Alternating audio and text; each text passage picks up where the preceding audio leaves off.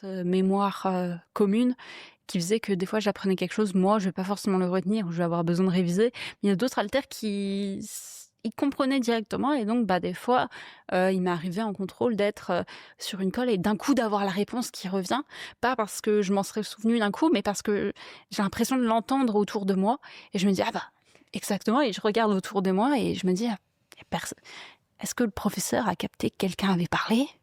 Ouais, Et en fait, maintenant je personne n'a sais que parlé. personne n'a parlé et que c'est juste moi. C'est dans ta tête. Ouais. Tu as des haltères qui sont plus intelligents que d'autres alors?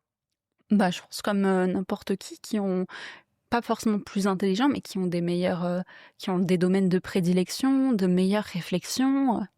Ça va vraiment dépendre d'un peu tout le monde. C'est soit vous êtes meilleur que moi pour des facultés orales et moi j'adore l'histoire et je suis un peu plus calée que vous. Enfin, Bien sûr, ouais. ça vous rend pas moins intelligente que moi et inversement parce que c'est juste pas le même domaine sur lequel on serait bonne.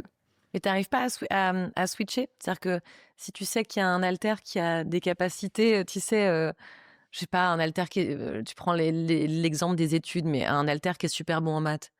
T'arrives pas à le faire venir lors d'un contrôle de maths? Non, mais c'est une question de base, tu vois? Mais vraiment, je sais pas. En général, non. En fait, on peut essayer d'influencer le fait qu'un haltère vienne en faisant, par exemple, des triggers qu'on appelle positifs. Donc, c'est des choses